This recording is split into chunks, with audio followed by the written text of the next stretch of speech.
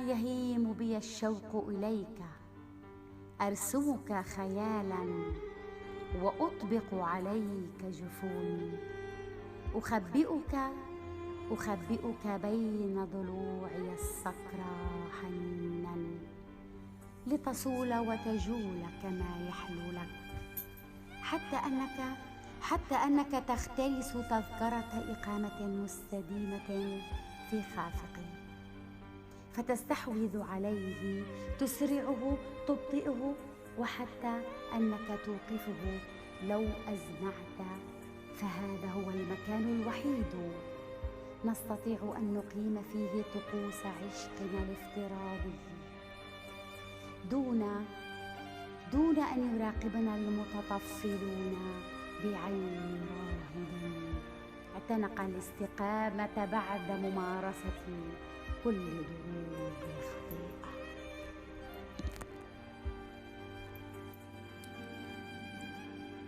تنثالين بي كدفقة مياه لزجة، تزرع تحت جلد الحياة أطفالا بحجم النشوة رائعين. آتيك يقينا من عالم هائج عشقا والتياع، أسكب من دنيا الرضاب على خاصرة النهدين قبلا ثملا، تزيد اكتنازك لمعانا. في ظلام التيه أحتمي فيك ومنك، أفتقدك وأنا مزروع كوريدك في قلبك. صوتي ضوء يصرخ، ومن عناقيد حلمتيك ترتفع نبضاتي كمنطاد مزركش قزحي. أتناثر على ابتساماتك غيوما، أهزأ بالوجود المتلاشي. وحده حبنا شرف الوجود المفقود، عذريته المسروقة في زمن الحروب. أتلوى في كهوف نصفيك مثل مارد يهوى الطيران بلا بساط.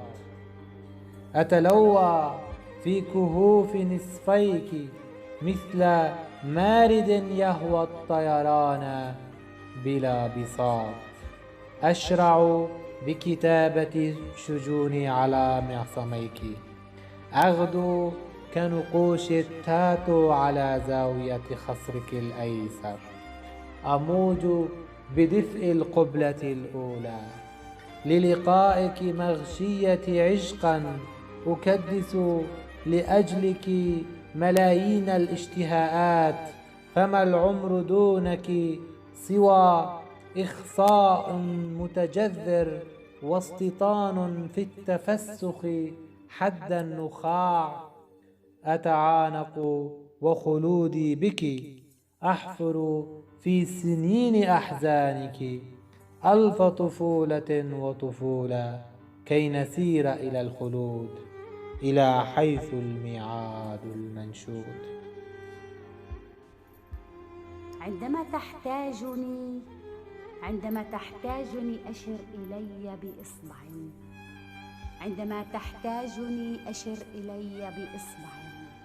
سأكون رهن الإشارة، سأترك كل ما في يدي من عمل، من غزل، من غناء، وأجري إليك في عجل. سأجري إليك في عجل لأشاطرك الحزن، وأقاسمك الفرح، وأخفف وهج الألم. سأزرع في الروح الأمل. عندما تحتاجني لا تشر إلي بإصبع، فقط انظر إلي. سأرى في عينيك أسراراً لا يعرفها أحد إلا أنا. فعيناك كتاب أقرأه بصمت. سأقرأ في عينيك حزني، سأقرأ في عينيك حزني وألمي، فرحي وسعادتي. سأقرأ في عينيك إن كنا سنبقى على عهد أو سنفترق إلى الأبد. عيناك خارطة جسدي وذبذبات مشاعري، ستفتحك دون تخطيط. فالعيون وحدها قادرة على قول الصدق جهرا، وليس في مقدورها أن تكذب على أحاسيس المعرفة. وإن تبلدت ذات يوم أو أصبحت عاجزة عن تصوير ذاتي، أبات على يقين بأنني لم أعد أعني لك أي شيء. نرتقي في الوجع ونغمر شتاتنا من فيضان القوة، وننسلخ عن المألوف كي لا تفر منا دقائق الحياة سدى، دون صرخة تشي للسماء عن رغبتنا في الانبلاج والتناثر في أديم الغيمات البيض.